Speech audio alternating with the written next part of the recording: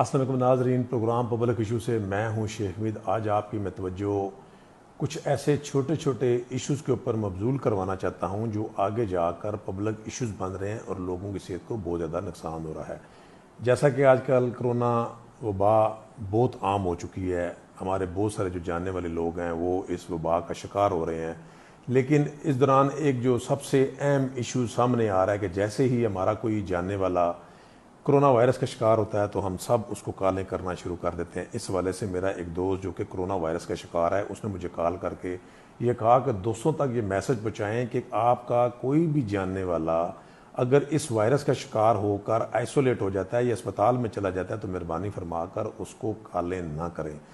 इसमें कोई शक नहीं है कि तमाम लोग उसके लिए वरिड होते हैं, उसको कॉलें करके उसकी खैरियत दरियाफ्त करना चाहते हैं। लेकिन जो कोरोना वायरस का शिकार अफराद हैं उनका मौक़िफ़ ये है कि बाज़ लोगों की तबीयत इतनी अच्छी नहीं होती कि वो हर कॉल का जवाब दे सकें।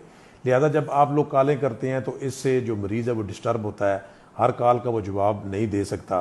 लिहाजा अगर आपने कोई नुस्खा या कोई मेडिसन या कोई ऐसी चीज़ या कोई मैसेज पहुँचाना है तो आप उसके घर जाएं, दरवाज़ा खटखटाएं, उसके घर वालों को वो मैसेज भी आप दे सकते हैं। अगर आप कोई मेडिसन, कोई नुस्खा या कोई खुराक या कोई ऐसी भी चीज़ देना चाहते हैं तो उसको घर जाकर दे आएँ। इसी हवाले से एक और जो इशू आजकल बहुत ज़्यादा आम हुआ है वो है कि अगर कोई बंदा भी कोरोना वायरस से जंग लड़ते हुए अपनी जान की बाजी हारता है तो हम लोग उसकी फ़ोटो एकदम सोशल मीडिया के ऊपर डाल देते हैं, उसको वायरल करते हैं। इसमें मैं किसी को गिला नहीं करूँगा, हम लोग उसकी मोहब्बत में या लोगों को इन्फॉर्म करने के लिए ये सोशल मीडिया में इस तरह की फ़ोटो या इस तरह की खबरें अपना पोस्ट करते हैं। लेकिन उसका नुकसान ये हो रहा है कि आप ये बात जहन में रखें कि बहुत सारे हमारे जानने वाले या एक आम बंदा जो है अस्पतालों के अंदर ज़ेर इलाज है या लोग घरों में अपना इलाज कर रहे हैं। उनमें से बेशतर जो लोग हैं वो भी सोशल मीडिया का हिस्सा हैं। जब उनका वक्त नहीं गुजरता तो वो भी सोशल मीडिया के ऊपर झांकते हैं कि वहाँ पे क्या हो रहा है।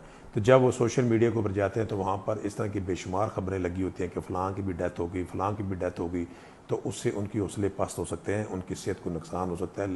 लिहाजा कोशिश करें दोस्त के अगर बहुत ज़्यादा इस तरह की चीज़ें जो हम सोशल मीडिया की जीनत ना बनाएं तो इससे जो हमारे लोग ज़िंदा हैं उनकी ज़िंदगियाँ महफूज हो सकती हैं। इसके अलावा हमारे बहुत सारे जो दोस्त हैं जो अपने आप को सियाने ही समझते हैं और मेरे ख्याल वो सियाने ही होंगे, लेकिन सोशल मीडिया के अंदर जो सियासी लड़ाई है, मुनाफरत इतनी फैलाएंगे, गलत खबरें फैलाएंगे, प्रोपोगंडा करेंगे, उससे क्या हो रहा है कि ये भी लोगों की सेहत के ऊपर बड़ा बुरा असर डाल रहा है। कई लोगों को अभी तक कंफ्यूज किया जा रहा है कि ये कोरोना वायरस एक साजिश है, कोरोना वायरस है ही नहीं है। साजिश भी हो सकती है, सब कुछ हो सकता है, लेकिन ये जो हलाकतें हो रही हैं, ये जो रोज़ाना हज़ारों की तादाद में हमारे लोग इसका निशाना बन रहे हैं, ये किस किस्म की साजिश है? साजिश ये ज़रूर है कि हम उनको इलाज से रोक रहे हैं, हम उनको गुमराह कर रहे हैं, ये साजिश है। खुदा के लिए ये साजिश ना करें। अगर ये काम बहुत ज़्यादा फैल गया तो इसकी हमें सबको बहुत भारी कीमत अदा करनी पड़ेगी। और जो लोग इस तरह की नफ़रतें फैला रहे हैं हो सकता है वो इस काबिल ही न रहें कि वो इसकी कीमत अदा कर सकें।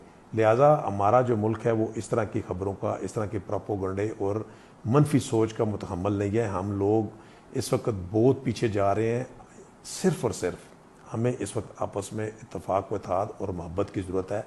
इस माशरे के लिए अपना किरदार अदा करें as a social worker, as a community leader. लोगों की जितनी भी आप हेल्प कर सकते हैं वो हेल्प करें और अपने आप को मुस्बत रखें। यही इस वक्त की डिमांड है और ये वक्त कभी रुकता नहीं है। हो सकता है ये वक्त हमारे हाथ में ना आए। लिहाजा मैं उम्मीद करता हूँ कि मेरे तमाम दोस्त इन चीज़ों के ऊपर अमल करेंगे और इस माशरे को मजबूत बनाने में अपना किरदार अदा करेंगे। अपने इर्द गिर्द लोगों के ऊपर नज़र रखें। अल्लाह ताला आपका हामी नासर हो। अल्लाह हाफिज़।